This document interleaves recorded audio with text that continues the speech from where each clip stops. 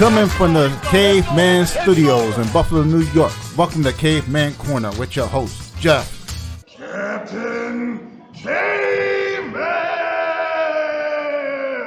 Dance. Click subscribe and the bell. Do it now! Hello, Ashley. How are you doing, Professor Ashley? Good. How are you? I Good. like the Thank video, you for coming the on. video. You like that? Oh, of course. Yeah, it was great. I made that just so you have the first ever Caveman's Corner intro. Oh, dang. For I me, just made that thanks. today. I was gonna put the Ray's already laughing. I was gonna put us doing the fist pump in there, but like it's not a very good picture of you, so like it's just the back of you. It's hard to tell it was you. It's fine. I mean, I feel like everybody knows me from my hair, so I think people Yeah. would have probably knew it was me. And then if I put the mic one in there, you'd be mad because you didn't let him come on there. Oh, the mic one. I know. So you when I first met you, I think you were a blue belt, right? I'm trying to think. I think so, probably. I had like started doing jujitsu like right before. Sorry, my cats are probably gonna make an appearance. They like That's awesome. anytime I'm on like FaceTime or work meetings, they always like trickle in. Okay, stop. So when I first started training, it was right around the time that the old Victory and WNY like merger happened. It was like right when I started like kind of knowing what jujitsu was and thinking about doing jujitsu. So I might have met you then, probably as a white belt, honestly. But I Yeah, probably so like actually talked to you more once like we were in the other building and I was a blue belt. yeah, I started there when we were upstairs still, and then I Mhm. helped with the move to downstairs. So I started like right after that move after New Year's when Victor Yeah, jumped in. Yeah. yeah. And then at first I thought you were a man, so I was scared of you. I was scared to talk to you. It's so funny. That used to happen all the time, especially because back then I had a little bit longer hair and Mhm. her hair was probably oh, her hair is actually longer too now because now we kind of almost have a similar haircut again. Yeah. But her hair was naturally red and I remember everybody used to like come up to me and then because I was still really new there, so not a lot of people knew me, but they would like be like, "Oh, hey," or like they would ask me about like Rick, and I'm like, "What? Who are you talking about?" And then I like put two and two together that everybody used to always think I was her and like vice versa because we both had red hair and it was a little bit longer back then. But I didn't know Mans at the time either, but I knew like everyone was scared of her. They're like, don't run with her, she's crazy. Like, 'cause she was known for that was back when she was in the hardcore running phase. oh yeah, she is like nuts. She did like that 100-mile race or something too. I could never even dream of that. I can't even like get myself to do a 5K. I did the marathon. That was pretty tough. I did it with her Yeah, actually. Yeah. We yeah, almost made 4.5. that's impressive. That's good. I used to like running. Unfortunately, I can't run anymore because my knees are just too bad and my cartilage is pretty much non-existent. So now I like Peloton and bike instead. You should make Mike carry you. Yeah. Mike Mine- hates running more than I think anybody. Like he'll run like when he's getting ready for tournaments, but like the whole time, like leading up to him even just going out for a run, it's just like constant complaining about how much he hates running. So what's it like to go from white belt to black belt as a woman? That's something I really Ooh, have no experience with. yeah. It's a really interesting, like I definitely feel like I mean I can't speak because like I mean I've only talked to like you guys and stuff that have like done it as males. So I can't really speak to what it's like as a male, but I definitely feel like the whole journey is a lot different as a woman. I just feel like we face different obstacles than like most men do, especially like because I always tell the story. Like I remember when I first started, there really wasn't a lot of like females that were training in this area. Like, and a lot of times I was always like the only one on the mat at that time. And a lot of the guys, there wasn't even a lot of like new guys either. It was a lot of like you guys that have been doing it for like years. So you guys were already like quite a bit ahead of like new people at that time. So it was definitely very challenging. It was very like I think like overwhelming at first. Because it's just a lot to take in and I remember when I first started, like, I think the hardest part about, like, with being a woman and doing jujitsu, and I even talk to other women too, and I think, like, the hardest part and the scariest part for women starting is always, like, that initial, like, how contact it is, like, how close you are to people, like, you're literally on top of people, people are on top of you, and people sweat on you, and, like, it gets very close and intimate very quickly. So I think that was, like, the first, like, initial shock value. I was just like, "Oh my god, this is a little intense." But I usually really thrive off of things that are challenging to me, and because it was so hard to, like, learn, and I feel like so many people, like, doubted me, like, I used to always hear, like, when I first started, they're like, "Oh, you're so small, like, you're never gonna last," or "You're just gonna get, like, broken," and, like I mean, there's been times I've gotten hurt doing it, but I mean, everybody has, regardless of size. Um, but Speak for it was like yourself. I was there. Well, I wasn't there when you got hurt, but I know you have gotten hurt. but but yeah, so it was very like overwhelming and challenging, but like it's kind of what drove me. And I always tell people like it's gonna be difficult at first, and like I always tell people too, like to give it time. Like I think sometimes people go into it and take like a class or two and get so overwhelmed right away and kind of give up on it instead of like I feel like jujitsu is something you need like a solid couple months to really give it a try and see if you like it or not. But I actually loved it. Like it was so challenging to me that I was like I had like the adverse like I think reaction compared to what most people thought. I was just like, you know what? Like, if they think I can't do this, like, I'm going to do this. Like, I'm going to show up all the time. I'm going to put in the work. Like, I'm just going to do this. Like, I'm going to grind along, just literally show up and train. And that's what I did for like years. Like, I just kind of kept showing up and training and learning. And then it's weird because then when you get to like black belt, it was funny because I feel like I had a whole bunch of emotions, like all in the matter of a 24-hour period.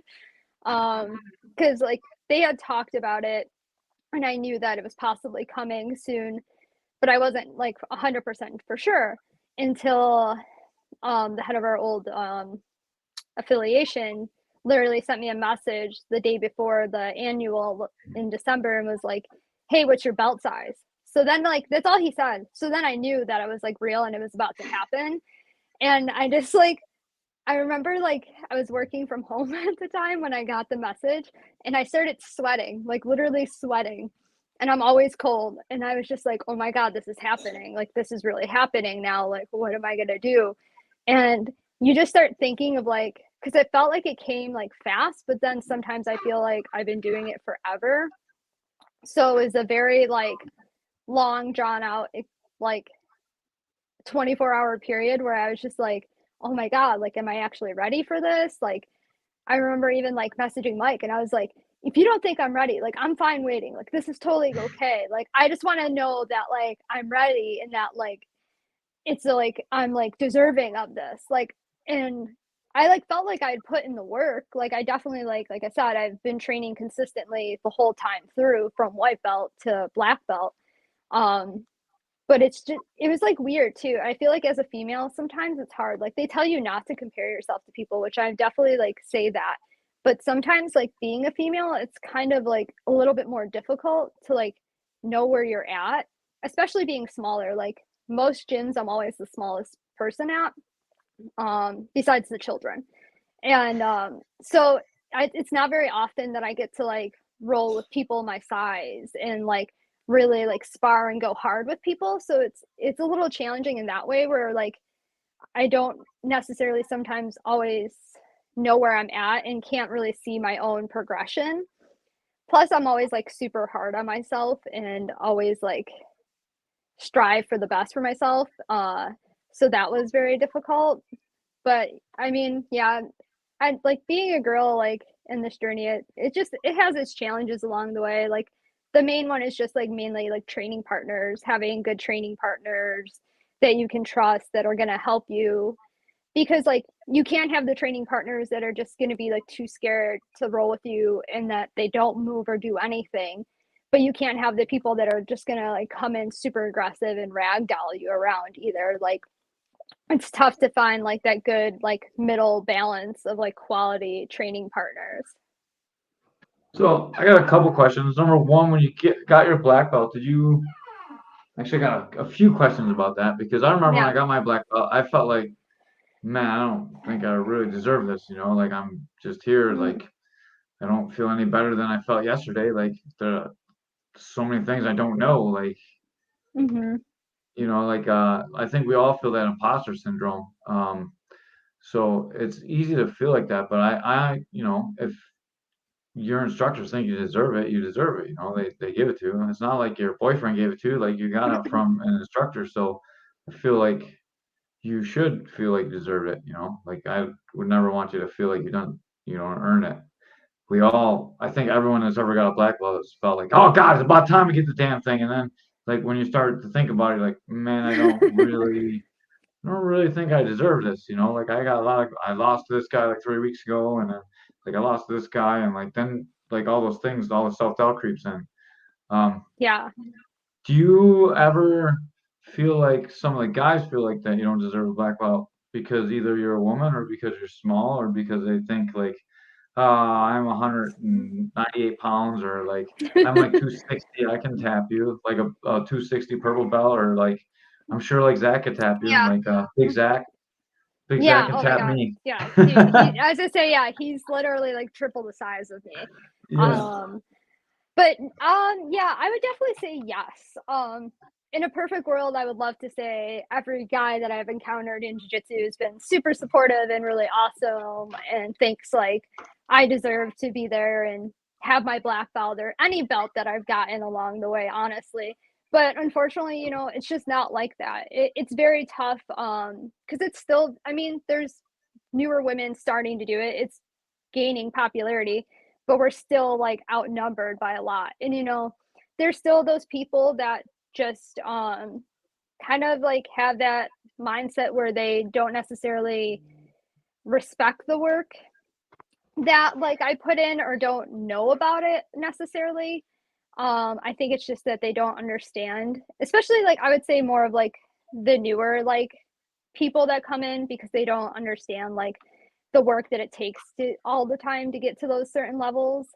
But yeah, I mean, anytime like I've definitely experienced guys not taking me seriously or thinking that I don't deserve a belt because I'm small or I'm a female. And I mean, that's been probably one of the most like biggest challenges and hurdles that I've had to really deal with because I used to get really upset about it and like take it personally. And like it was always really hard because I would get so frustrated and like, you know, why don't I get the same respect that like this person does who's been here 3 times and I've been consistently showing up for years now.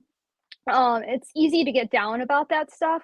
But then I think the longer you do it, you get that confidence in yourself. Like even when you have like self-doubt, you still have that confidence where you're like, you know what, like it doesn't really matter what anybody else thinks. Like I know myself that I put in the work and like only me like knows like what I've actually been through to get from white to black and all the things that happened in between and all the work and all the hours that I've put in like getting to that point. So I think the further along it got, I was just like, I don't have to explain or owe anybody an explanation of how I got here.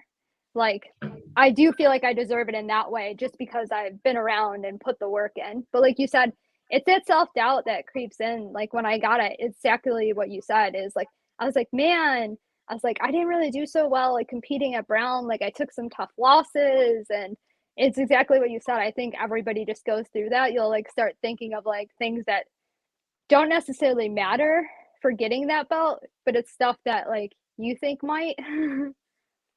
I definitely think it's so easy to have doubt because every day we put it on the line. Like we go into the gym and sooner or later people are gonna beat you. No, it doesn't matter who you are. Like I'm sure Mhm. the best guys in the world, there's someone in their room that beats them too. Otherwise, they wouldn't be the Mhm. best guys in the world because no one has a good day every day.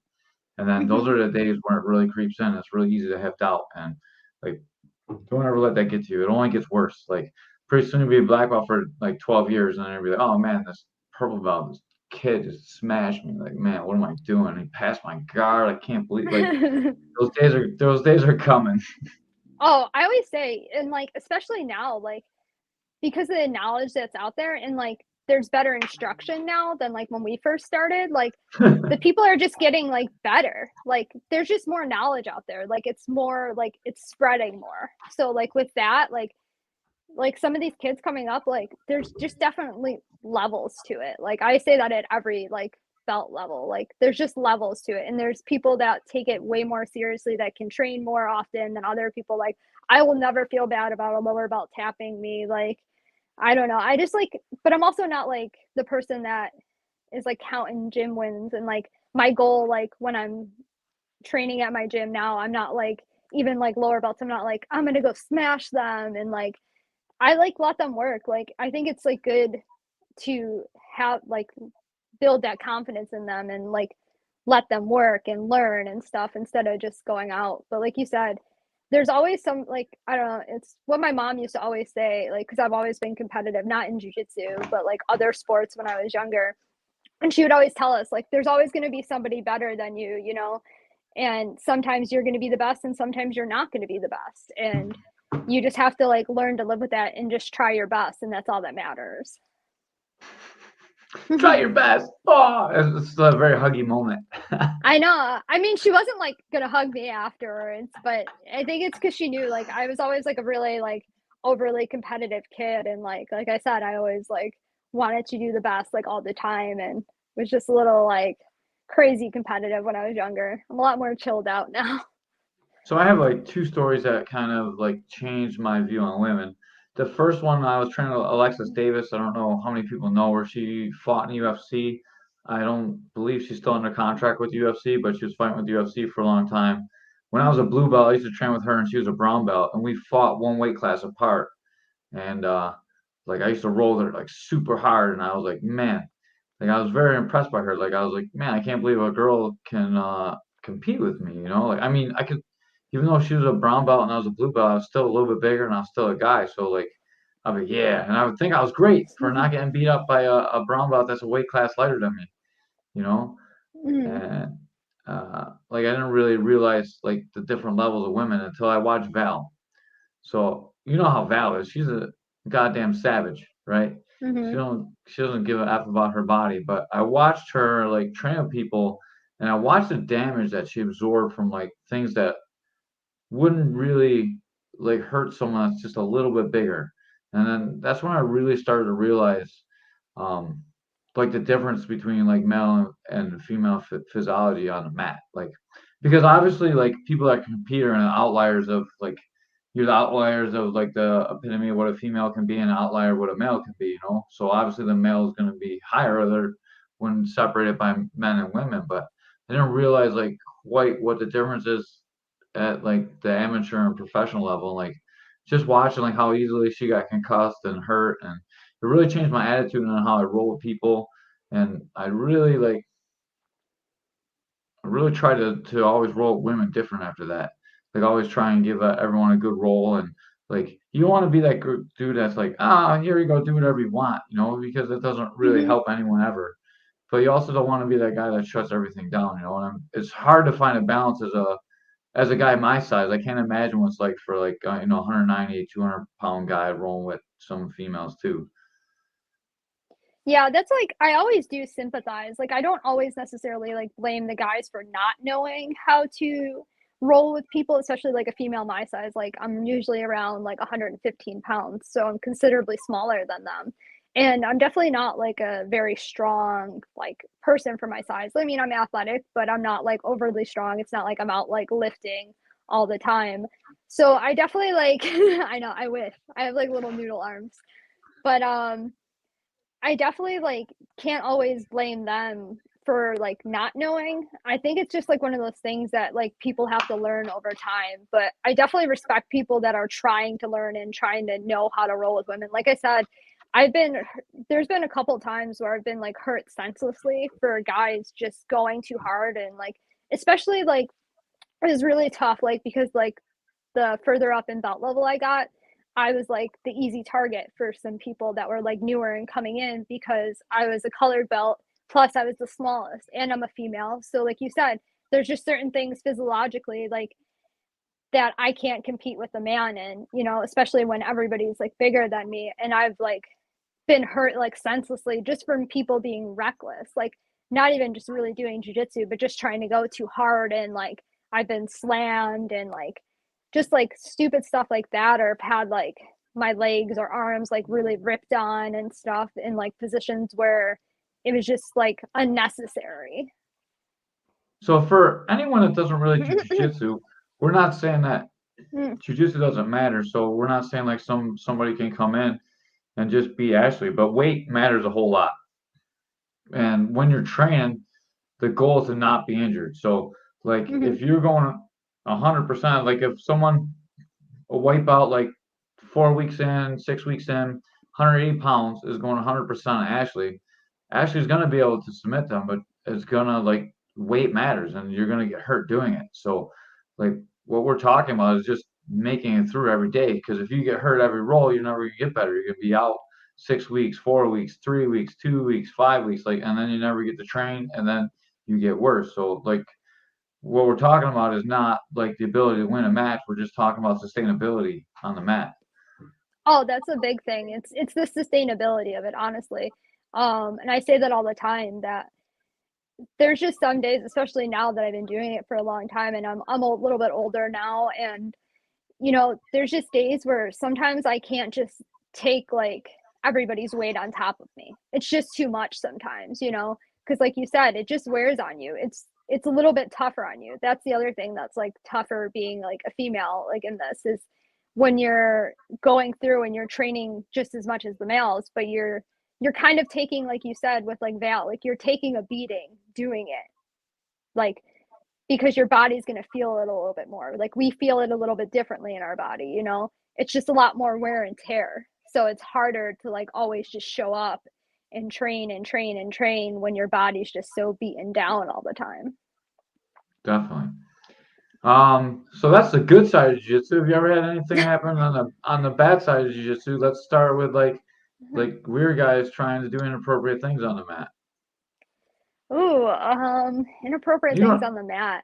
you don't have to like Um, say names. We'll get into some other stuff later, but like just like yeah. talk about random weirdos, not like Um, I've only ever had like a one like random weirdo, and it was like a very like it was like dealt with like I honestly don't even remember the person's name. Like they never really stuck around. He just like I'm not like somebody that gets really uncomfortable very easily at all. And like I said, since I've been training, I've always trained with men at the gyms that I've been at. And this guy like just really was making me uncomfortable. It was like the things that he said, the way he was to me, like even just like, and we were just like got partnered up, like doing like technique. And I just remember like feeling really uncomfortable. And I like walked away and told my professor at the time, like what was going on, the teacher.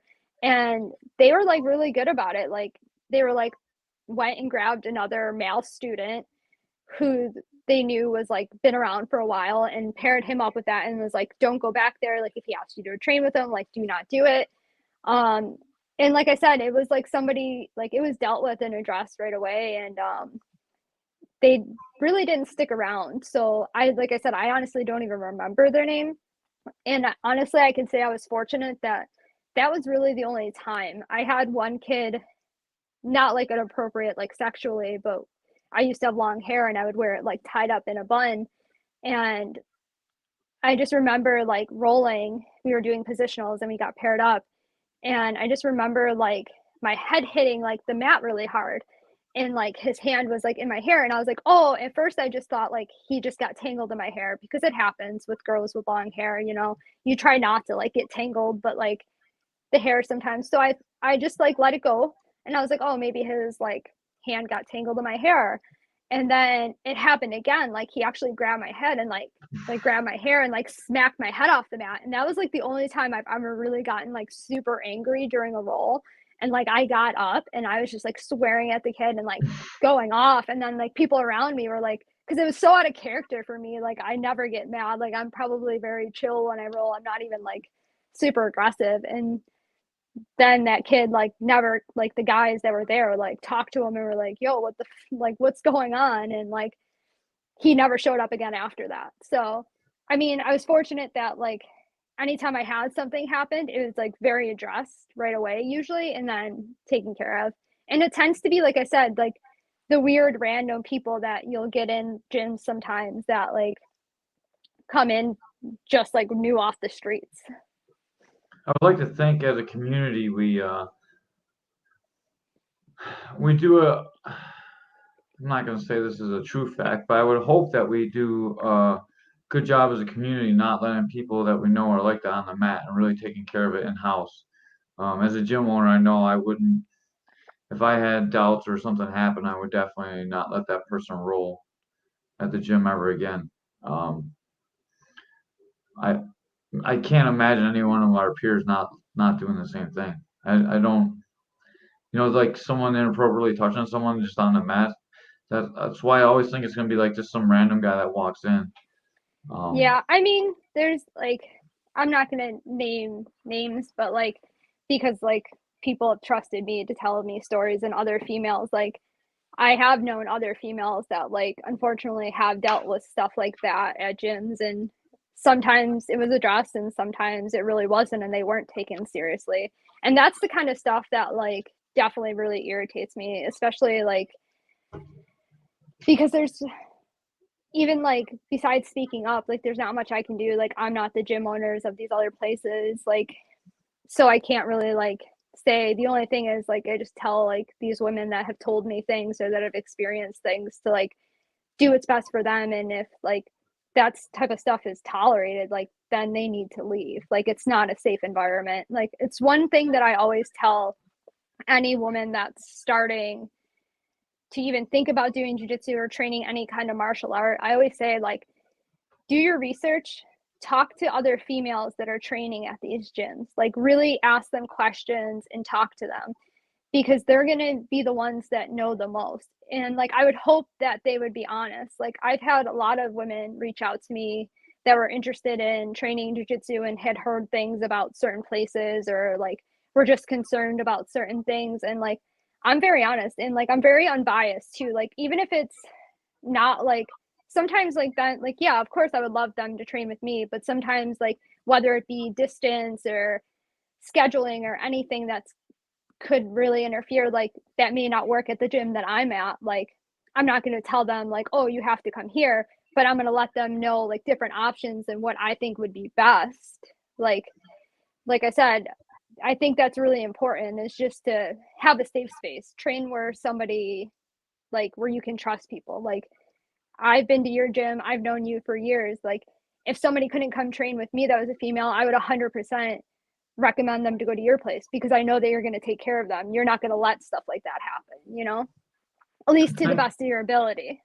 yeah, it's almost impossible to stop it from happening, but what you can do is Hmm. never let it happen from the same person twice. And like I think it's our duty as black belt. I've been talking with Josh a lot lately, like Ketry, Hmm. and like man, I've been inspired by him to like just the things that he's doing. Like he's not scared to say anything, even though sometimes he looks like a crazy guy, right? Like, but I know it was hard to follow him. I'm like, man, I'm not after him. That's like a lot to follow. yeah, but I think Hmm. something to think about is it's a little bit of our responsibility as black belt. It's definitely a responsibility of mine as a gym owner to Hmm. if anything like that happens, I would put that person on blast. Maybe not publicly, but I would definitely let all the other gym owners know. I'm not sure like liably whether I could do that or not unless I actually witnessed it. But if I saw it, I would definitely write about it. Like, don't let this person train at your gym. I think it's important Hmm. that we shine a little light on this on our sport. Like, it's important that we make it safe for everybody. Oh, 100%. And like I swear over the last few years, like you just see more and more women coming out about different situations that they've been in, and different things that have happened to them in their journey. And then like I think like I was actually just having a conversation about this like not too long ago, where I said I think that a lot of people always think like, oh, that's never going to happen to me, or that's not going to happen to anybody I know. And like they don't realize like how often bad things happen, and like that things can actually happen without them even knowing. Like the statistics even are just like crazy, you know? And I think like people are always like, oh, I like that's never going to happen to anybody I know, until they realize like it's happened to people that they know, or it's happening to somebody they know. And then it's always like a little bit of a shock, instead of being like you said, like you're not going to ever prevent it from happening, but people need to be aware of it and warning signs, and be like, if something does happen, deal with it in a proper way. Like you said, ideally in a perfect world, like in the jiu-jitsu community, we would love for people that have been offenders of certain things or acted a certain way that's inappropriate to not be able to train again at these places and not be welcoming. But unfortunately that doesn't always happen. Like, and that's the hardest part, is because we have to live with that, like knowing that it's not our say.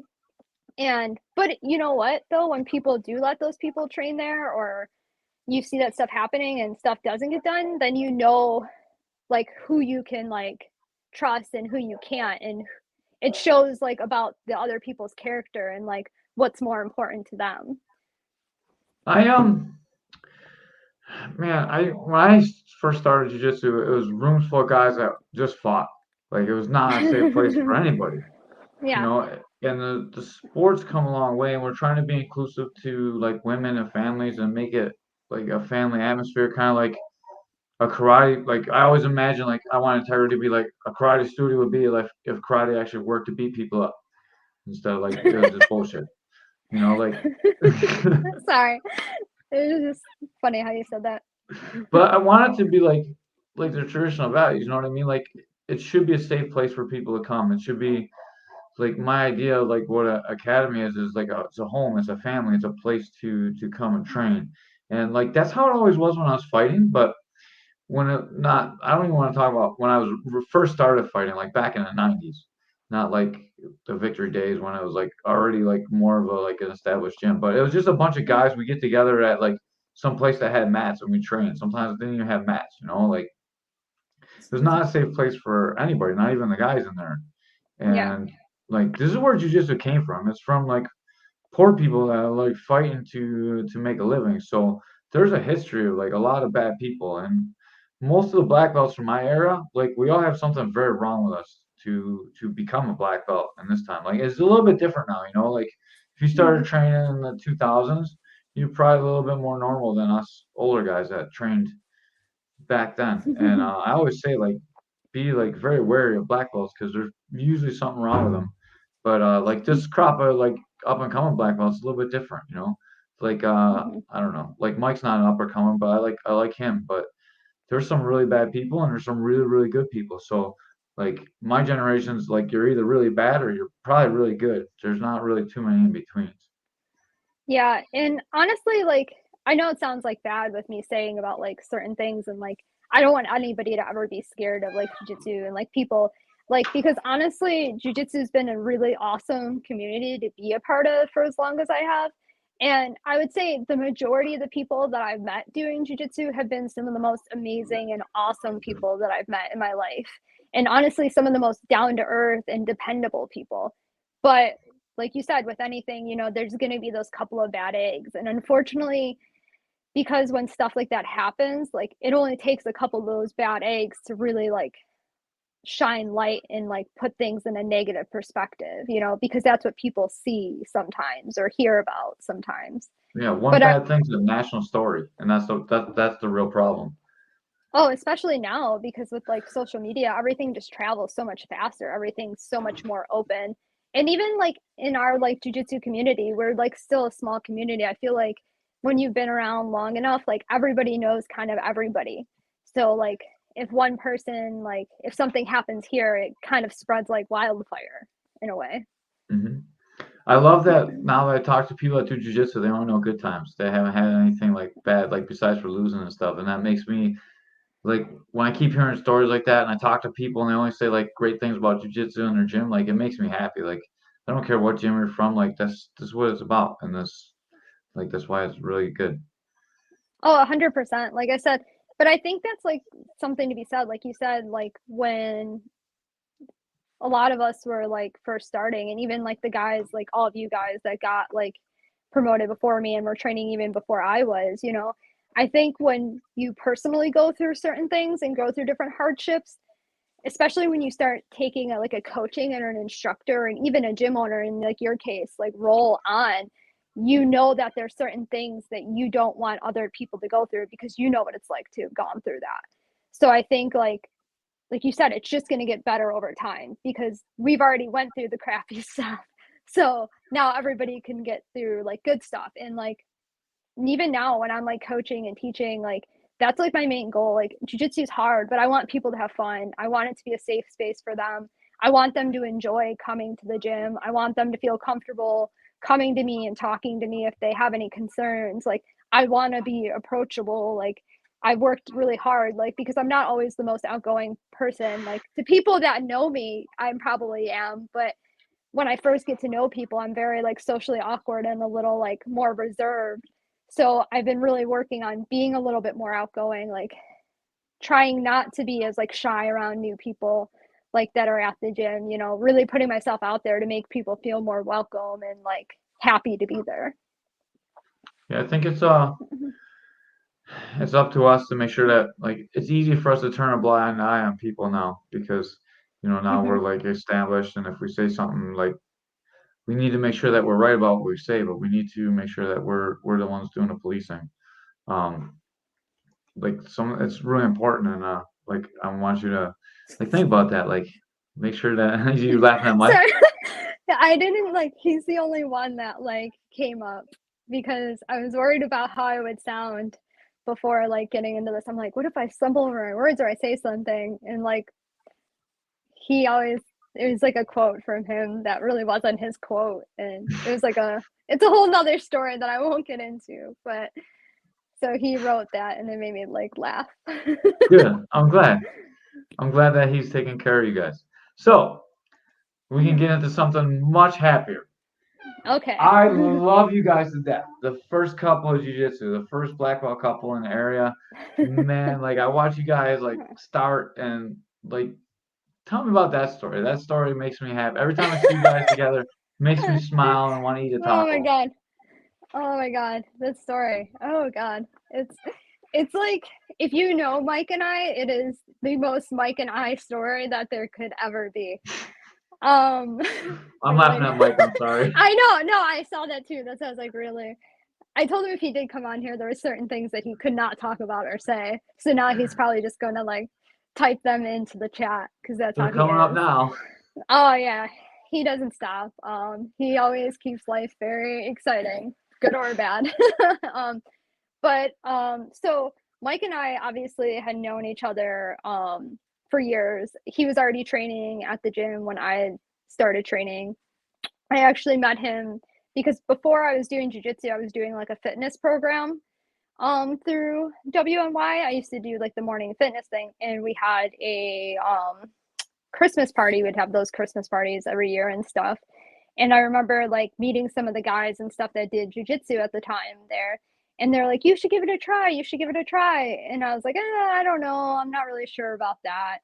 So like I ended up trying it and loving it. So Mike was always super welcoming, super outgoing, very nice, like would always like work with me. Like he was never one of those guys that were just like screw you white belt, like go work like on things yourself, because that was honestly like a real concern that I had when I first started. Like people didn't want to work with me. I was small. I was like one of the only females. Like I'd always be like kind of odd man out. Like it would be like me and Big John, who's like way bigger than me. Like I don't even know how well, you know Big John. Like Yeah, I don't he's even know big. how big he is, but he's huge. And like because people didn't want to work with him because he was so big, so we would end up like getting partnered together, which was just ridiculous. um but Mike like was always like a good person to work with, and like as time like went on, like we just like became friends, and like we would all hang out in like groups and stuff, and like we all trained together.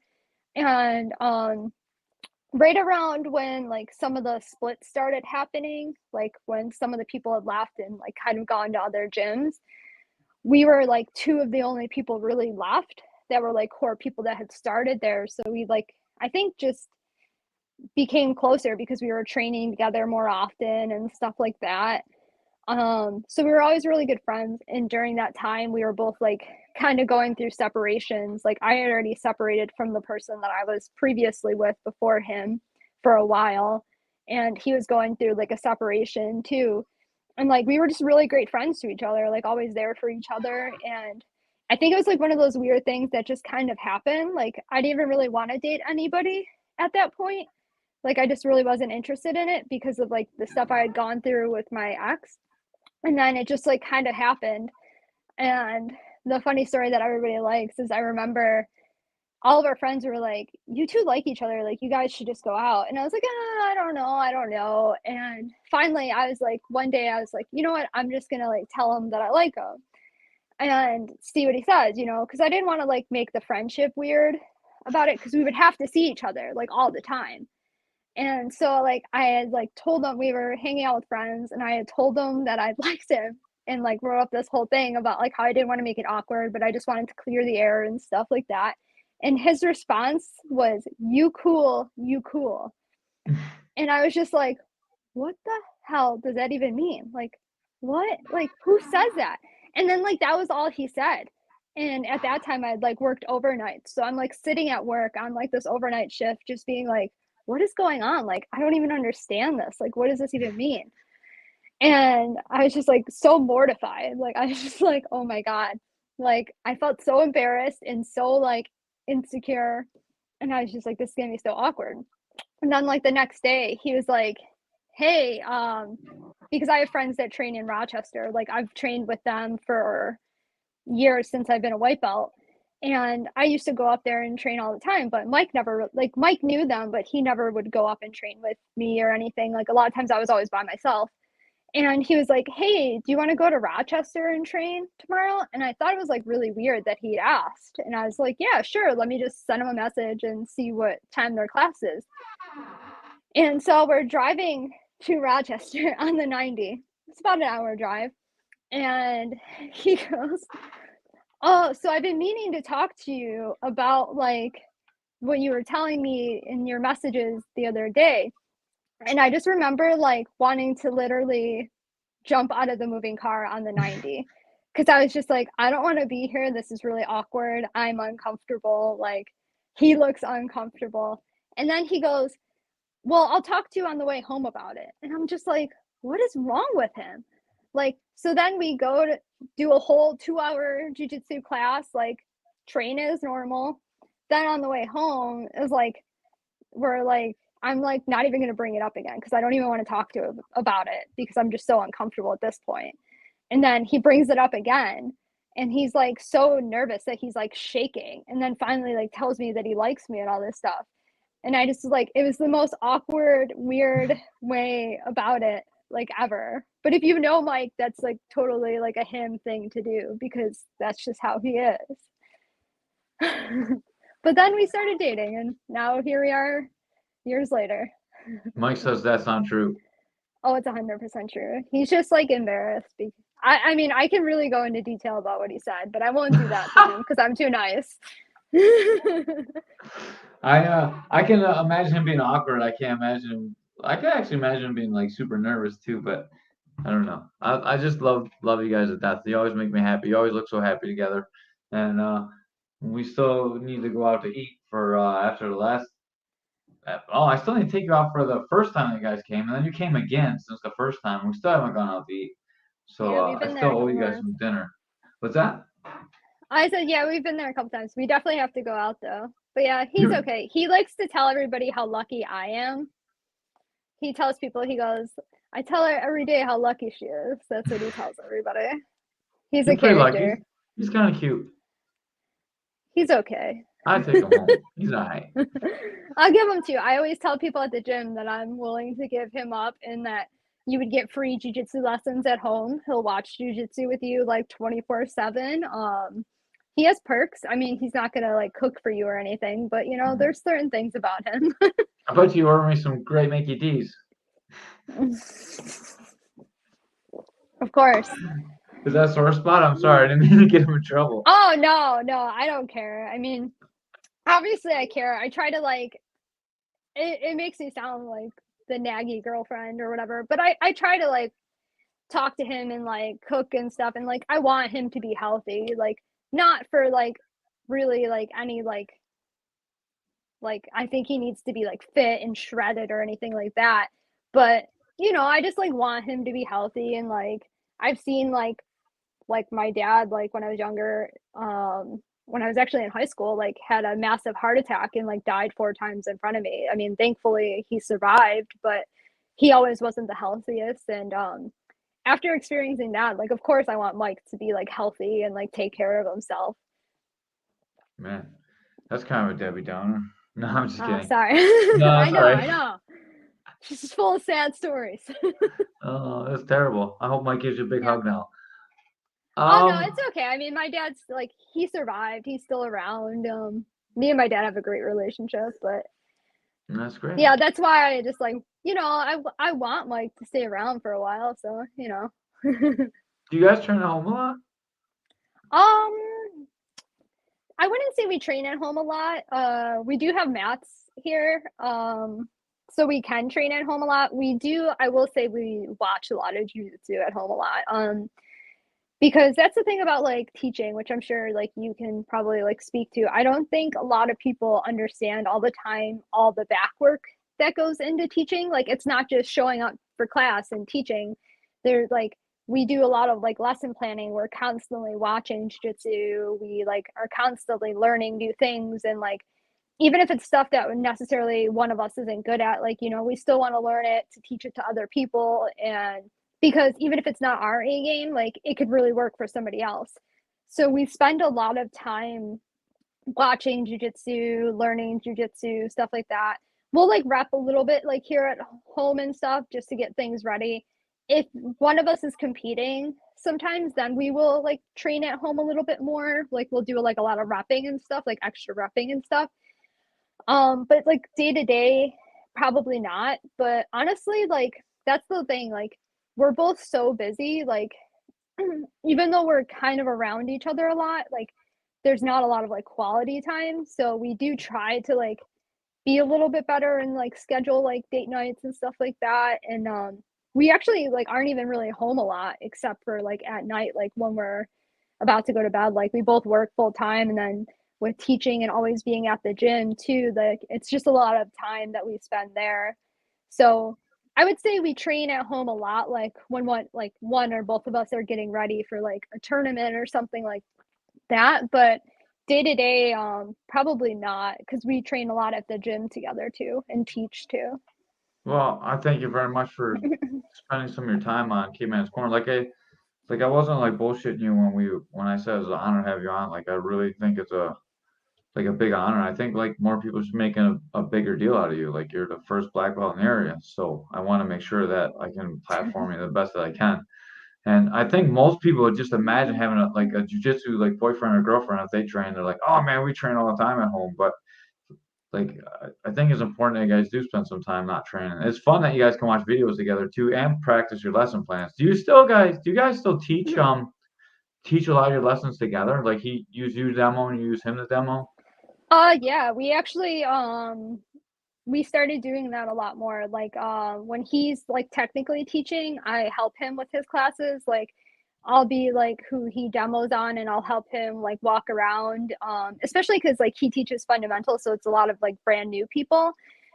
So I always feel like it's really helpful to have like a second person to walk around with you and stuff, just because it gives them a little bit more one-to-one attention, which is like really helpful when you're new and like just starting out. And he'll even help me, like I teach a women's class, and he'll even help me sometimes just be like a person to demo on and stuff, because sometimes it's hard when you just have like all brand new people, because they don't know necessarily enough sometimes to give you the reactions or be in the position that you need them to be in.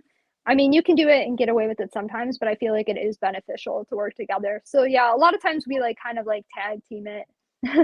I understand the pain. Like I was trying to Yeah. show deep half. I can't get like when I originally tried to show deep half a long time ago and I couldn't like the people weren't giving you the right base and Like, you gotta like show people how to give you the pace. So you almost need to have like a little private with whoever you're gonna demo on. Like, I need you to do this. Like Hmm. it's very challenging sometimes. People really don't understand how much time goes into teaching. Oh no, they don't. Like that's what I said. Like people don't realize like how much time. I knew he was gonna say that about Deepaf. We laugh about it. It's literally between Mike and I, this is actually something we really much agree on. It is our most like hated thing to teach people. It really is. I and I don't it's I don't even think it's like a bad technique. It's a great technique and it's so like useful, but it's one Mhm. of the hardest lesson plans and the hardest like lessons to teach people. Like whew, it's it's like one of those ones like if we're gonna do it, like I gotta mentally prepare myself because I was like you said, it's really hard to have people like because you need a good partner to rep it on to really learn it. And when two Mhm. people are like really new and just like can't get it, sometimes they can go to being a disaster like really quick. So it's one of those ones where you have to be like very, very patient with. In an Yeah. ideal world, like we all love to say that we're like super like patient all the time, but sometimes you're just going to have those days where you're just like, oh my God, like as like a teacher and an instructor where Man, it's I like try not to have anything. those days. Yeah, I mean, everybody tries not to. Like, I don't think any of us really do like on the mat. It's just like after where you're just like, you got to go into like the locker room for a second, just take a deep breath and be like, whew. Cause like, and I always remember, I'm like, when I first started, I was probably like a weird, like flopping fish that couldn't even like know my right from my left. Like, it's funny when I first, like, when I remember being like white and blue belt. And especially, it's so funny because like, Matt Godin, like, it was always awesome and super nice to me.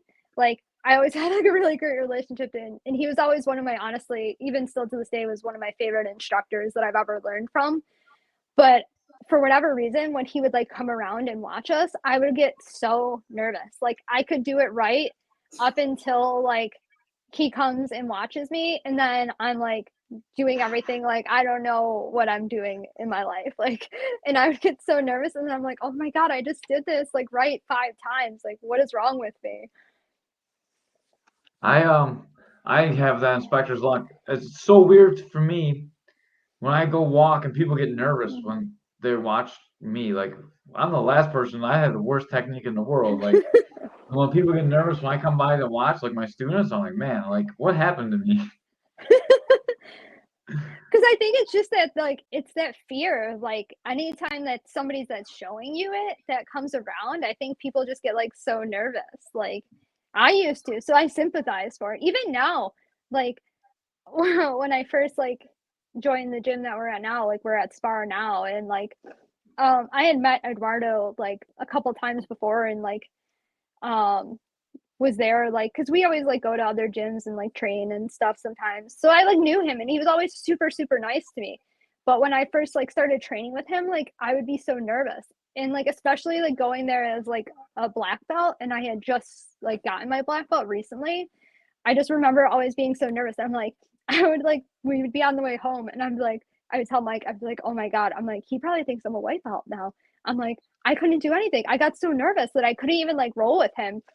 And it was so funny because like Eduardo's so nice and he would always be like, "Oh, you're doing so great." Like and he was always so like supportive and great and like it was all in my own head that I was just so paranoid for absolutely no reason.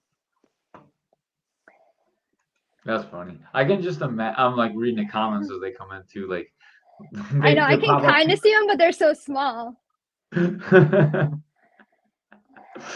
Mike's talking to everybody. Yeah. Amanda's like, you only watch my bad side and then my good side and say, oh, you did it, yay. Like I can't like when people do it on the wrong side, here's my advice to you. If you're doing jujitsu, get really good on one side for your attacks because you can almost determine where you're going to attack. You need to be very good on both sides for your escapes, but get really good at one side, and then you can teach yourself the other side. Just spend your time learning attacks on your good side, then drill it on your own. You don't get to choose where your opponent attacks you, so you have to have your escapes really good on both sides. But take your time and get one side really good. Yeah, I try to do both sides now. I really do. I actually honestly, I'm like the opposite. I wish that I would have did both sides a little bit more like when I first started. I will say that I do find really beneficial is passing, like learning passes on both sides, especially because everybody predominantly passes to the left. So people get so used to like regarding from the left that I feel like when you mix it up and go to the right, sometimes like you're just going to have better luck. Like now I feel like even in my own like personal like rolling and experience now, where I've like really started mixing up like passing from like the right to the left and like kind of keeping moving, I've definitely had better success. Um, You're but a I black belt definitely now, am though. dominant. Yeah, I guess. You should. But You should be able to do that. I mean, sometimes. I mean, we all have our off days. Some days I'm like falling all over and I'm like, what am I doing? I'm speaking to like if you're a white belt and you're watching this because we're cool, we're black belts now. If you're a white belt, practice on one side, know the fundamentals of the movement, and then you can teach yourself to the other side. Like you can get good on both sides, but when you got people watching, you make sure you can do one side good, and then it's really easy. It's not really easy to learn We're the other all side. watching you. Yeah, we're not watching you. Most of the time I'm texting. No, I'm just kidding. But I try not to have my phone on the mat ever. If I do, I'm usually trying to fix the music playlist. So don't worry about that. Oh, I think that's like the struggle with every like instructor on the phone is like it's always about the music. But Yeah. I will say that is actually always one like tip of like thing of advice that I always like tell like especially new people and people that are beginning. I feel like people like they'll start like getting really excited about jujitsu and they'll start watching stuff. But what are they watching? They're watching like high level jujitsu on TV, like black belts that are doing this for a living and competing. And they automatically always want to do like these fancy, crazy moves that, yeah, these dudes are like landing it, but this is what they do for a living and they've been doing it for a decade now. So I always tell people, I'm like, you got to learn to crawl before you walk. Like, you can't, like, basics and fundamentals. Like, I still, a decade later, use a lot of basic and fundamental things every time I roll. Like, and I feel like sometimes people get so like excited that they want to do all this like fancy like stuff, like you said, or like try all these different moves. And it's like, let's just slow it down and like learn these fundamentals so that way you can learn other things. Like it's like a building blocks thing where you can't like not have a base and then have this like crazy high structure and expect it to stand. I didn't learn that lesson until brown belt. So at brown belt, I went to a Hicks and Gracie's seminar, and like he went over scissor sweep, and he went over mount the very first mount escape, shrimp and get both hooks in. Mm-hmm. And I learned so many details I didn't know. And like second degree black belts are going up there. He's like, no, you're doing it all wrong. Like the fundamentals are there's so many details of like the most simplest movements that like it's so hard to understand. Like as a black belt, I'm still learning them all the time. Like I learn how Oh to yeah. frame different. When you guys come and teach, I learn sometimes you learn like one different frame from like single leg axe or like there's so many things to learn from so many different positions. Like you can never stop learning. Oh yeah, exactly. I had a very similar experience, except I was, I think, a blue belt when I took the seminar. But I went up to Rochester and took a seminar from Paul Schreiner. And I cannot say enough good things about this seminar. Like, I've taken quite a few seminars, and it was possibly one of the best ones that I like still remember to this day because he is so detail oriented. The plus two, he's such a great teacher. Like, he's so attentive, like he's very like intelligent, like he explains everything. Like it's not just explaining the move, he's explaining like why you're doing it, like why it works, which I feel like a lot of times when you talk more in concepts, people understand it more. And I like remember just learning like a couple of details like on knee slice passing from him that really like literally changed like my passing game that I still like use and implement today. Like you said, and I think that's the thing too. I felt like when I got my black belt, I don't know if you felt the same way. Like when you say like you first go through this like imposter syndrome and you think about all the things you don't know. But I felt like once I got my black belt, I was like, I almost felt like it was time to learn again. Like, not that I hadn't been learning up until then, but I feel like now I'm almost more eager to learn sometimes. And like, I'm like, I want to know like details of things and like why things work. And like, I learn stuff new every day. Like, it never stops. I know I feel like teaching has really helped me do that too. Teach 6 days a week now, and like I'm learning more Muay Thai, I'm learning more jujitsu than I ever thought I'd ever want to learn. And sometimes it's challenging, you know. You're like, oh man, I really don't want to spend my whole lunch break breaking this down, and then like my whole ride home thinking about it, and then watching it before I come to the gym, and I come to the gym, and then like got to figure it out on somebody. Sometimes you've never even repped it before, and then you got to make it look like you're really, really good. You know, like man, I got to make this look good. Like it can't be shitty because I got to show it to people. Otherwise, I got to go back to plan B. You know, there's been a couple of times where I came in and I was like, man, this is just not right. I can't show it like this. And then like gotta spend open mat and figure it out. And then I figure it out, or I do it. Try and do everything to what I'm going to teach the week before when I'm rolling. And then like I try it on people when we're rolling live, so people get used to feeling it. And then like it's a lot easier to show them. And that's another good teaching tip. Just smash all your students with what you're going to teach next week, and then they learn a lot better. I was gonna say that's actually a really good idea. I would have never thought of to like really like start implementing it like the week out that you're teaching it. Just so like they're kind of aware because you know they're gonna probably like see you doing it and showing it and be like, oh, that's what you were doing. Yeah, and it makes you look smart too. Like, oh, like I was catching with this because, and then like you catch it with on purpose. But I hope none of my students are watching right now. They're all gonna Or know now. yeah, now they're all gonna know. Oh man. So you've gone through a lot of gyms. What's it like to move from one gym to another? Um, it depends, I will say. I I've actually had this talk with like quite a few people. Um, because I think traditionally before, like when I first started jujitsu, it was like that thing where you were expected to always stay at that same gym and just kind of like grow at that gym and like get through all your belts and just always stay there. And when I first started, like that's what I thought was going to happen. Like I expected to stay from white to black and then continue on like at the same gym. I mean, but unfortunately, like as time goes on and things happen and sometimes you have to make the decision that's like best for you and be selfish. Like um I always say like as much as I would have loved to always stay in one place, because change is always hard, it's always nerve-wracking. You never want to disappoint people that you train with, you never want to disappoint your friends if you leave. But ultimately I think like there's a million different reasons of why people leave the gyms that they're at, but ultimately I feel like the common denominator in all of it is that they want to make themselves happy and be somewhere where they're like happy and having fun. And like the first time when I left the first gym that I had been at, probably the longest time, I just wasn't happy there anymore. I wasn't having fun. I didn't enjoy it, which was really hard on me because like I enjoyed jiu-jitsu. Like I loved it.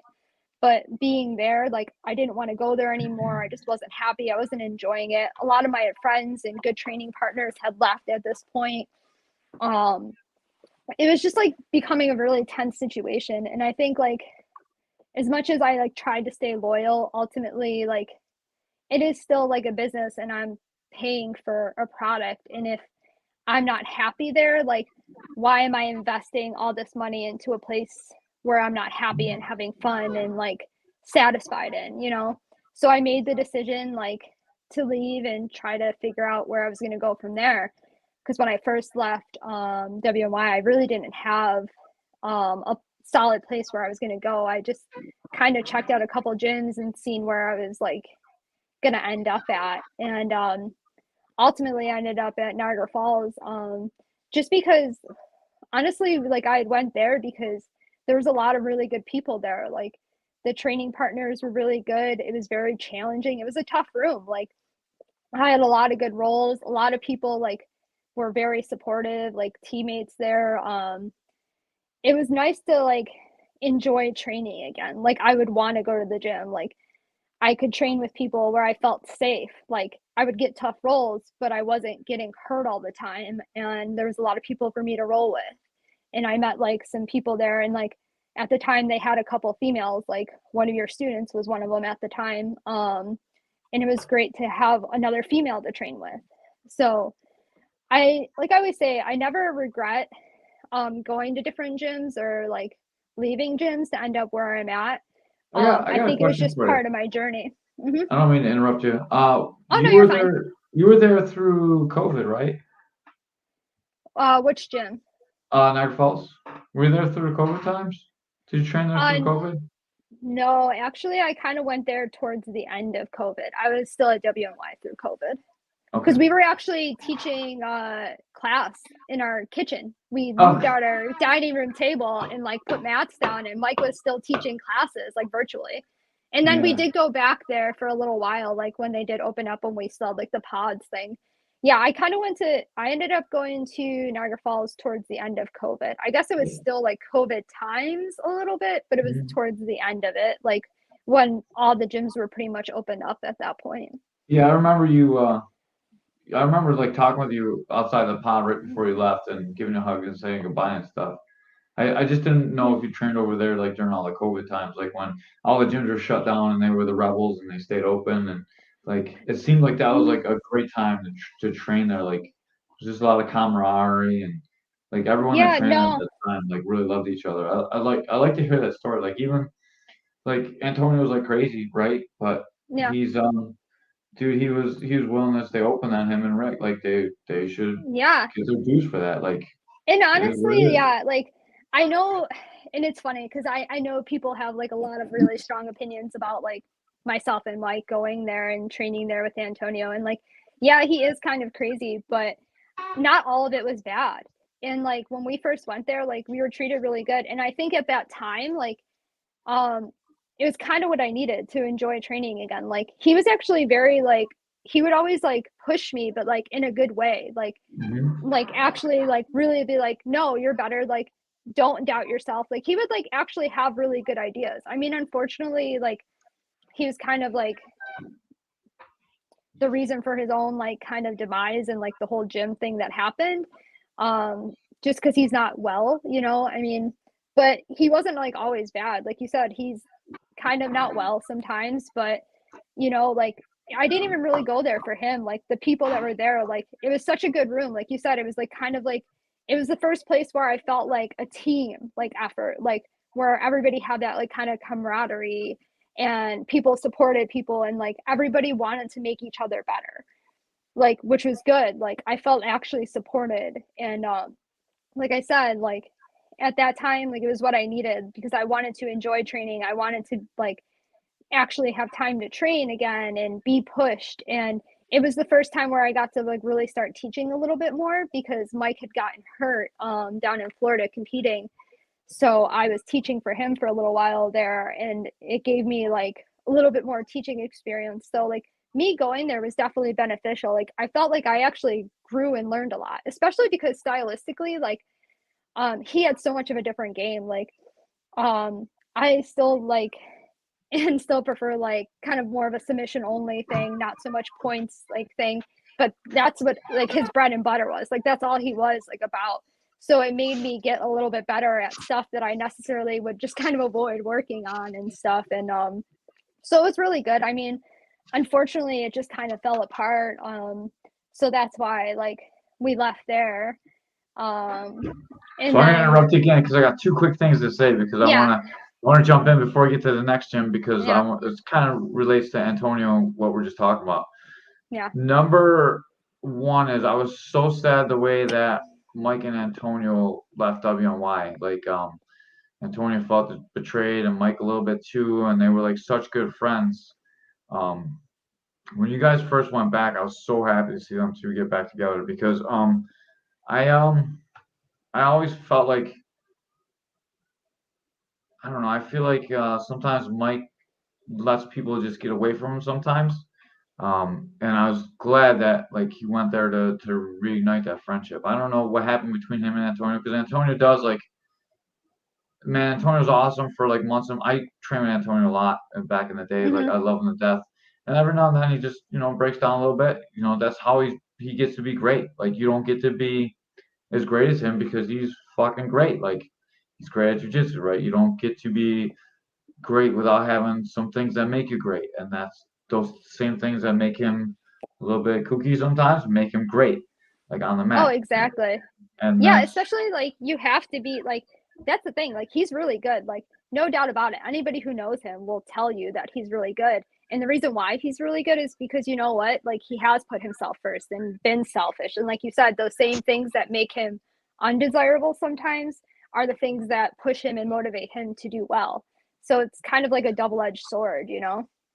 yeah, it's just it's tough for a leader like to be like that. It's all like I don't know, like it's hard to talk about that like because it's public, but like man, I just love that him and Mike got back together. Like not like they were like romantically inclined and stuff, but just like I felt like Yeah. their friendship was prematurely ended when Antonio left, and I Yeah, just like and that they got back together. That was like one of the happiest parts about COVID, like watching him go train with Antonio a little bit. yeah, honestly, like that was like a huge thing for me too. Because like I said, that's when Mike and I got closer was because when everything fell apart, like he lost some of his closest training partners, like some of my closest training partners had left, like Pedro and Jonah were always like my number one people that always like I worked with. Like I was devastated when they left.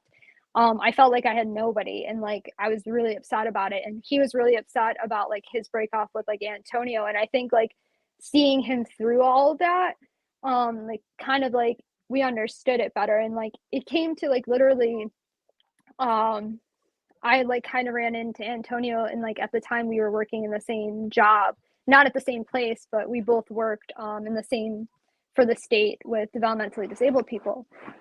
So I would see him sometimes and I just remember like kind of running to him like at work and like having a conversation with him and like it kind of got like the whole conversation with like all of us started again and like Mike, like at that time, like Mike can be like a very, very stubborn person and hold a grudge like no other.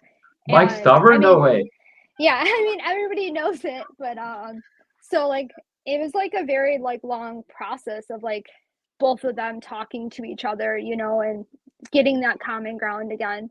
But it was like I agree, it was super great to see when it kind of came together because I had left first and that was the other thing. I had to have like the talk with like I think honestly the reason why I stayed so long was because Mike was there and like he was in like a teacher and people talk and I didn't want it to blow up and like affect him. And like of course like I wanted to train with Mike, but I knew that I wasn't happy there anymore like at WY, so I had to leave. And I had to have that talk with him and like I was like if you choose to stay there, like I totally support it. Like I want you to be happy.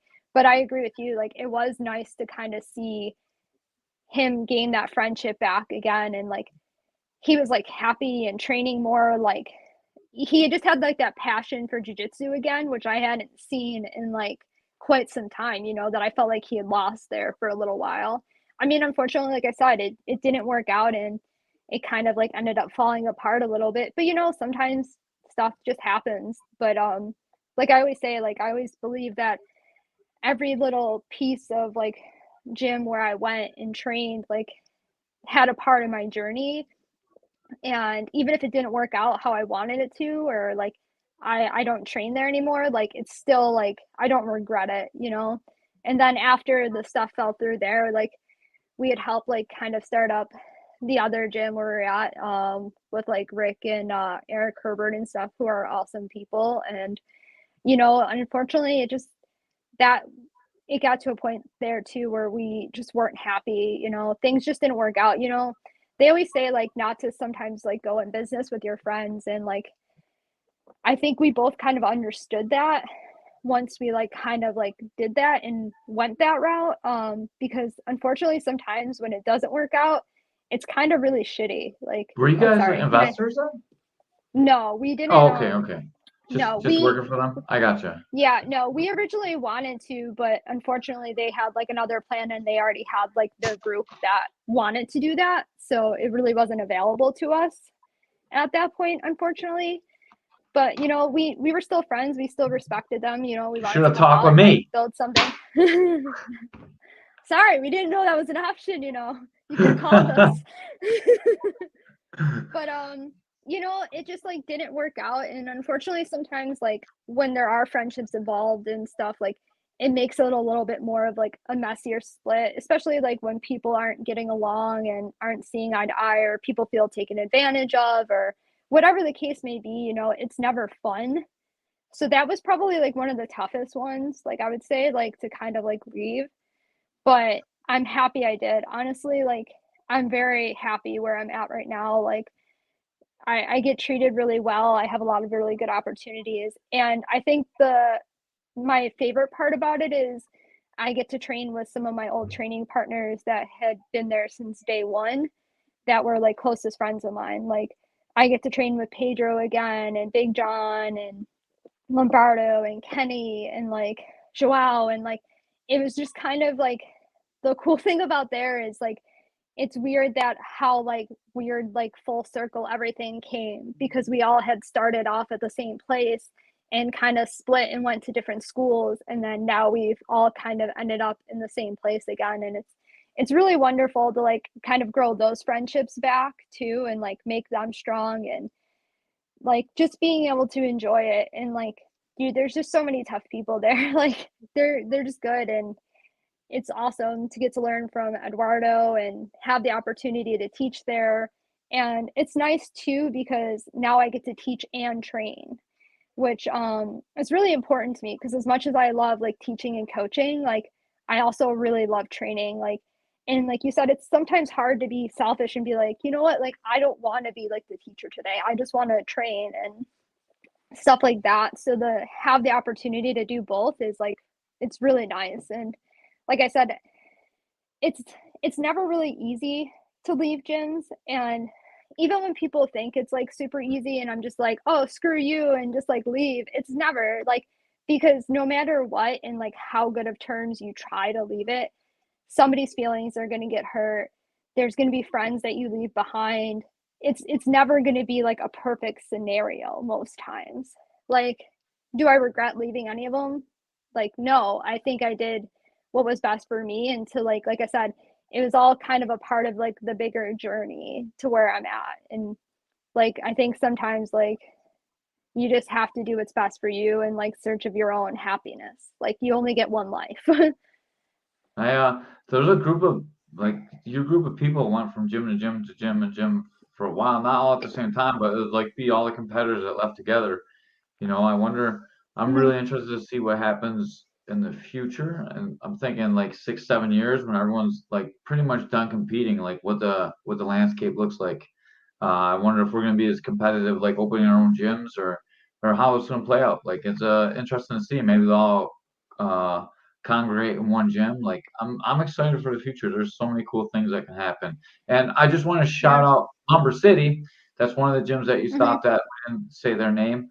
Make sure Oh, that I thought we're I did. I'm Yeah, just sorry. making I sure thought that we're plugging every gym equally. So Lumber City, yeah. like awesome stop for them, good place. I love Eric Herbert to death. He's the Mhm. only reason I went to WNY, and like I never regret that decision either. Like I'll follow Eric Herbert to the end of the earth, even though like kind of like rivals right now. But anyone, like you can't go wrong training with Eric Herbert for sure. No, he's great. Honestly, like I before like I left there, like I literally had a 2-hour conversation with him on the phone. He was honestly one of the most down to earth, like reasonable people I've ever like came across in the jiu-jitsu community. Like he's just very honest, very like forthcoming. Like I said, no split or leaving is ever like perfect and easy, but yeah, no, I definitely like still love all those guys and everybody that trains there, you know. I don't have any ill will towards like anybody as far as like any of the gyms I've ever been at. Like I'm very easygoing. Like I want to see everybody succeed. Like I don't want to see anybody like fail or anything. Like even if we're on our own paths and journeys, like and like we're still like you said, competitors, you know. I still want everybody to do well, like in a perfect world. I want all the gyms to do well. Man, if we spread the word of jiu-jitsu, there's enough people to go to every gym. And my favorite gym that I ever trained at was Buffalo BJJ back in the day.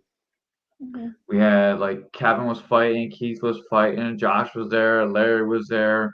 We had like a lot of the guys that are black belts have their own school. We're in and out there, or Antonio was in and out there. There was a lot of great jujitsu going on. Everyone in the area owes Chuck Anzalone, Professor Anzalone. Like he's the one that brought jujitsu here, and we all went through him just like we talked about on Josh's podcast yesterday. And like when Crew Shaw was there, and we were all worked together, we had that family atmosphere. And when you have that in the gym, it's like the most amazing feeling. Like you go there every day, you want to be energized, and everyone's looking out for everyone. And I don't know what happens that changes that. And I would say if you're feeling like Ashley is feeling, you should probably maybe start looking at another gym, try other places. But what do you think causes that? Why does that fall Um, apart? I think a lot of it is honestly is like difference of personalities, you know. There it's the same thing as like when you meet people, not everybody's going to be your friend, you know. Even if you want to be friends with everybody, like I think a lot of it is just different personalities, especially like doing something like jujitsu or any kind of like combat sport. I feel like different personalities and there's a lot of different factors of like egos and like ideas and stuff like that. And I think that too is like the longer you do it, everybody has an idea of like how they think like things should be or how they wish things could be. And I think too, what kind of changes it a little bit now is like everybody like kind of can see everything's a little bit more open now and like you can go train at a different gym with your friend and stuff and see how things it is like things are there. And I think like now that people have an opportunity to like kind of see a little bit more, I think sometimes like you're just going to realize as much as you may like the place that you're at, sometimes I think like you just realize that maybe you're going to be a better fit somewhere else, or maybe they have more of what you're looking for there, you know. Like I said, there's always a million and one reasons for people to leave gyms. It's always hard to pinpoint. I would definitely say like difference of the personalities and opinions is probably number one. um I would definitely say too like treatment of students and stuff like that, like because like I said, ultimately it is a business and people are paying for a product, and if they're not happy with that product, there's going to be no reason for them to say stay, really. Like I wouldn't keep going to the same restaurant even though it's like what's comfortable for me if I got like food poisoning there and like got sick off their food. Like I wouldn't pay to keep going there and get sick, you know. It's just like the same thing as like as much as like you want to make it like a family and it should be, you know. I think sometimes like it just falls apart, like because you're going to have the people that are just really more business oriented that just want to run it like a business, and then you're going to have some gym owners that are doing it just because they love the sport and they care, you know. It's just like about finding the place that's right for you. And plus like I said, some people leave for like very serious reasons, like we talked about earlier. Some people have things that happen to them, or there's like falling outs. Friendship falling outs is a big one too. Like I said, um, like that's kind of like Relationship what happened. splits, that splits people too. Like when two popular people at the gym split up and one of them leaves and other people leave with them, that happens quite a bit too. Yeah, But I mean, more talking about the family atmosphere. I'm just trying to get to the bottom of it myself because I feel like I have a really family atmosphere at the gym now, and I don't want to lose it. You know, and I yeah, remember that time at Buffalo BJJ, and like everyone was there, and we all looked out for each other, and then it changed, and yeah.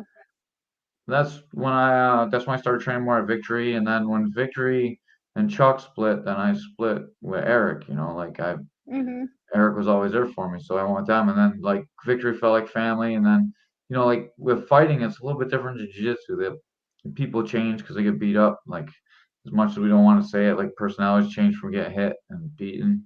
Like Oh, that's a 100%. true Yeah. thing. And like and jiu-jitsu, like people last longer. Like it's just a more friendly atmosphere too. And like WNY was super friendly for a while, and then it was like real businessy, and then it was real friendly, and then by the end, like I was teaching a lot, and it was a little bit less fun, because I was doing a lot of teaching and coaching, and like it's tough because you can't really do things your own way. And then Dubs always said, if you want to do things your own way, you should start your own place. And I was like, I should start my own place, and then Yeah. that's what I Well, did. I And I think that's Mhm. go ahead. I'm sorry. Sorry, I thought you were done. I didn't mean No, to I was interrupt gonna you. say, and that's one of the things I appreciate on him. Now I'm completely done. It's your turn. Yeah. No, honestly, I think that's like one of the biggest things of reasons why like people leave gyms like is like everybody wants to feel appreciated, you know. I'm not saying like I have to feel like the most important person at the gym because I'm not. Like I think that like the new white belts coming in are just as important as me. Like I don't see myself as more important than anybody at the gym, but everybody wants to feel like appreciated at least and like cared for, you know. I'm not saying you have to like go above and beyond for people, but especially like you said, it becomes a little bit more complicated when you're taking on like teaching and coaching roles is you want to feel like you're fairly compensated. You want to feel like you're appreciated and like you have a say in it. And I mean, that's like kind of like I said, what happened at the last place is like, you know, as much as we were friends with those people and like we cared about them, like when you don't feel like you're heard or appreciated as much, and like there's just a difference of personalities and opinions, but we can't really do anything about it and it's not really our say. At this point, it just wasn't right for us, you know. At this point, we just wanted something different, you know, and we had a vision of like how we wanted things to be that was just different than theirs. Mhm. I understand that too. Like, I don't know. I'm not really at that road yet, but I'm sure I'll be at that road Mhm. someday too. And then you have to decide, like you started a place to do it your way. How much do you really want to give this person? And then, like, when your students, like this teacher, if that teacher leaves, are all your students gonna leave? So then it becomes like a business decision too. And then, like obviously anything that's a business decision, like, are you fairly compensated for your time? And that all comes Mhm. down to it too. And, like, let's be honest, most people don't compensate coaches for all the time and energy they put in. But to be fair, most gyms don't have the money to compensate that way either. So it's like always, it's always that line that you're at. Yeah. And it's not even like I think sometimes like people always like think it's always like about money, but it's not even always about money. I think like I said, ultimately people just want to feel like appreciated and stuff like that and supported. Mhm. I think being supported and like I think that's where people like and like why people leave sometimes. Like I left the first gym because I felt like I wasn't always supported and like I said, I never it was like how we were talking about earlier where you felt like that people didn't take you seriously and that you weren't as supported as like other teammates and like weren't as important and stuff like that. And that was like a huge thing for me. I never really felt like I had a lot of people. Like I had a select few people that I always felt like I can count on that were like there for me and like supportive and like made me feel like part of a team. But when you don't feel like part of the team and you just feel like kind of like the oddball out all the time, you know, I think it just like wears on people. It's not necessarily always about being compensated like money wise. You just like want to like have some kind of either say or I don't know how to word it, but you just want to feel like you belong, you know, like you said. Like you're valued, Yeah, like valued. That's the word I was like you're looking for. valued Yeah. by the owner. And like sometimes I'm gonna say most of the owners are not very empathetic people. So I think we struggle with like the right way to connect with people because we're not like psychologists. We're not like most of us aren't like had an idea how to run a business. We're like, oh, we like to choke people. Oh, all of a sudden I have a Yeah. gym. Like, oh, I better figure this shit out pretty quick. And like it's tough. I want to make sure I don't fuck up like everyone else. Well, no, but I honestly I think a lot of it is like the fact that you care enough to not want to like fuck up like everybody else. I think like shows that like you actually do care and that you show initiative. I think that's honestly like the biggest like thing like about like is like just the awareness. Like there's human error. Nobody is perfect. But if you're like at least aware of like your fuck ups or try to make up for it or try to like be better, then that's half the battle. And I think people respect that. Like at least me, I know I respect that. Like I don't expect anybody to be perfect, but I just expect people to own up for their shit and to just be respectful and kind people. Like, it's very like minimal, you know, like we're all human, like we're all gonna fuck up and not be the best people all the time, but it's about being better than you were and learning from your mistakes and just trying to be a better overall person.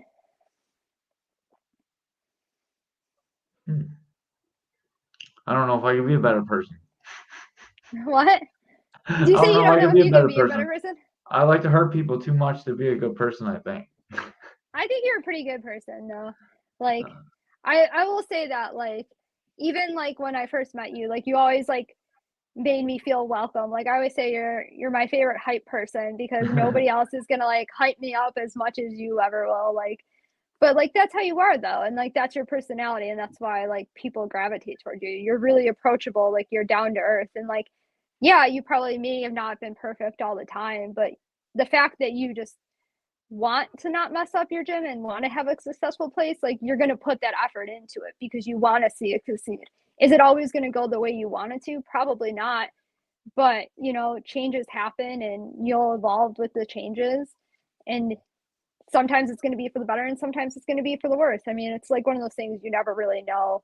And I think that's what's tough. Like, I don't own a jujitsu business, but like Mike and I have talked about possibly like before, like wanting to open up a place, but there's so many moving parts. Like you said, like you can get into it like having the right ideas and like want to run it certain ways, but sometimes that's not going to work out business wise, and sometimes things that are smart business wise are not going to make everybody happy. So it's always kind of like weighing the options of what's best.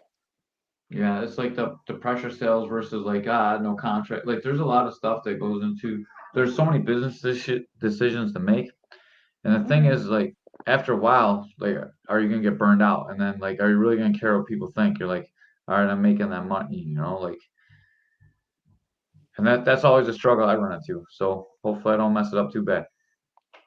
I think you'll do good. I believe Yeah, in you. I'm I'll working be on like it. your little hype woman. Yeah, all right. I love it. I love it to death. Um, Before we get out of here, I want Mm-hmm. to turn over the floor to you. I know you got a new ladies program coming on, and I'm always supportive of women's programs. So I want you to plug your program and plug the shit out Oh, of it too. Let's go. oh man.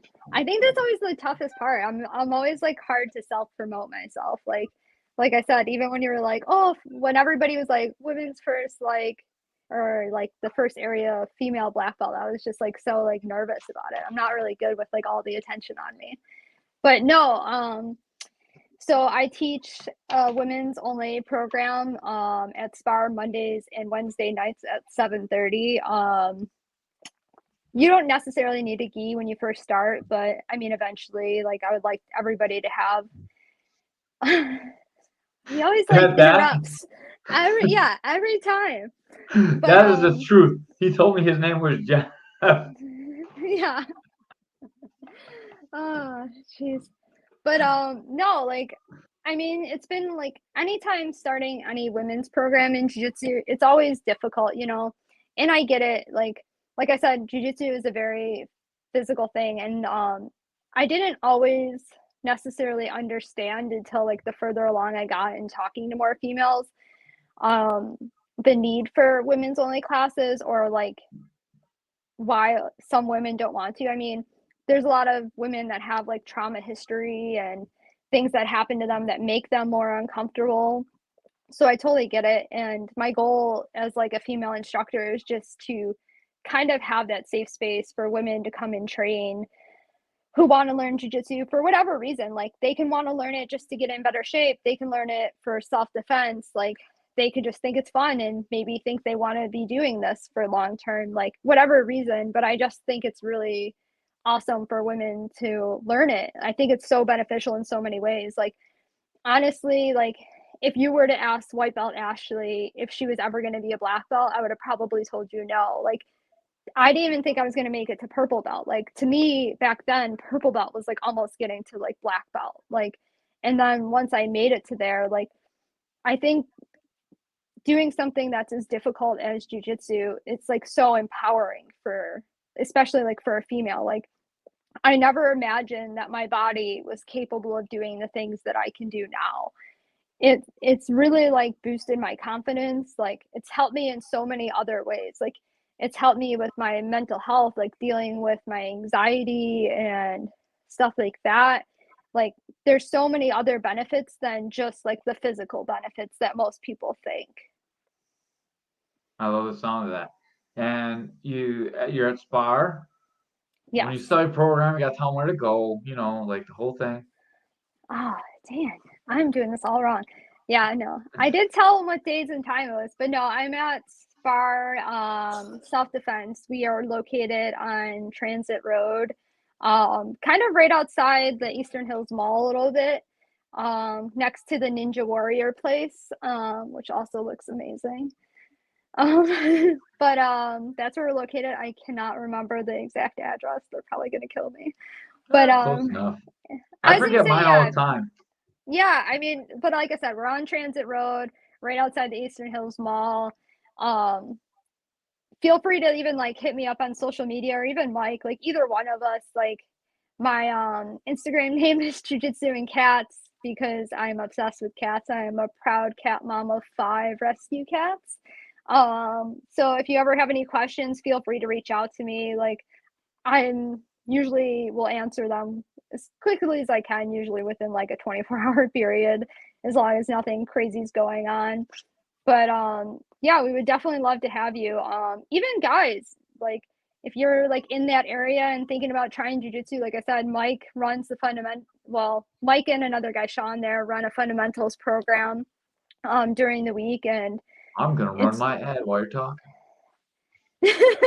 I just now saw it going back there.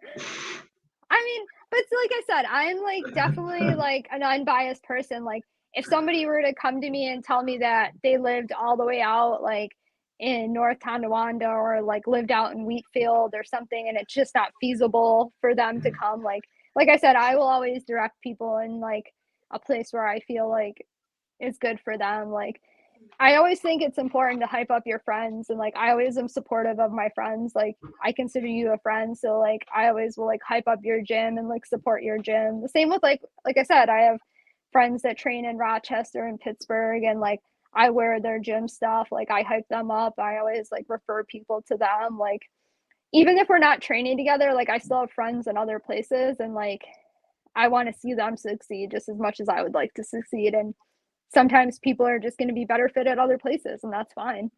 I love that. I would always send people you and Mike's way. Um, if you don't know how to get to Spar, you just put Spar in your GPS and it'll take you there. You don't need to know the address. Like, geez, was it I know. 2023? Like, if I you know. don't Like need the you can address, find just tell them. anything. You just need to make sure that they know they're going to Spar, so they can put in Spar and then they can drive there. It's very easy to find. It's not that hard. You can't do better than Ashley. So I didn't want to pump Ashley up too much earlier before like want to make sure she's calm and like gets into the interview well. But she is very knowledgeable in jujitsu. And when I first started jujitsu, I didn't really respect the kind of person, the kind of jujitsu practitioner you are. I used to like, no, she's one of those tricky people. It doesn't really matter. She doesn't like to work out real hard, right? Like it was like I was like a real meathead. I'm kind of still like that, but now I my thought process is better, at least even though my jujitsu is not. I I truly respect people that have a deep and fundamental knowledge of jiu-jitsu. And I think as a teacher, that's one of the most important things. It doesn't matter what you were as a practitioner, what anyone is as a practitioner. I don't mean to like I address it to you. I was speaking in a single person. Oh no, you're What fine. matters is how you can teach, and as a Mhm. teacher, all that matters is how you teach. And Ashley knows a lot of jujitsu. And Ashley and Mike talk about jujitsu all the time. I listen to them, and they're always like going over new stuff. You cannot find a better person to learn from in a women's program than Ashley. And I mean that from the bottom of my heart. I wouldn't sell that. Like I have my own women's program, and like I think women's programs are really important. So I want to make sure that we get as many women to jujitsu as we can. And if you are thinking about trying jujitsu or you're trying to get your girlfriend to go to jujitsu, but you're not sure you want her to go around a bunch of dudes, go check out Ashley's program for real. Thank you. I really appreciate that. Like I said, honestly, like what's most important to me now is just being a good teacher and a good instructor. And like it's super important to me to provide a safe space for women. Like I'm super protective over like the women that I teach now and coach, and I'm very approachable. Like I watch out. Like I even tell them like if you're ever uncomfortable, like tell one of us. Like, as much as we would love to be the eyes and ears all the time, sometimes like you said, we just don't know everything. But believe that like I will handle it and take care of it in whatever way that I can. And like I said, like I would love to have meet new women and have female training partners, and it's a really good time. Like there's a lot of really good benefits to jiu-jitsu and I love it. Like I think a lot of other people would really be into it as long as they like just give it a try. Like I always tell people like give it more than just a couple days. Like give it a solid month at least. Just go to a couple classes and you'll even see improvement from your first day to like that solid month. It's not something you can just try, I feel like, in 1 or 2 days and get a whole feel for. Like give it like an actual chance. I love it. Thank you very much for your time, Ashley. I appreciate you coming on. Thank you very much for having me. I hope that we went over everything that you wanted to and I didn't sound too ridiculous or babble too much. Well, just when you said Mike was nervous, I don't believe that at all. Oh, he was. I mean, I don't blame him. Pretty amazing. Yeah. You guys are both pretty amazing. I love you guys to death. Hopefully I run into you at Wegmans. All right, Caveman's Yeah. Corner, we are out.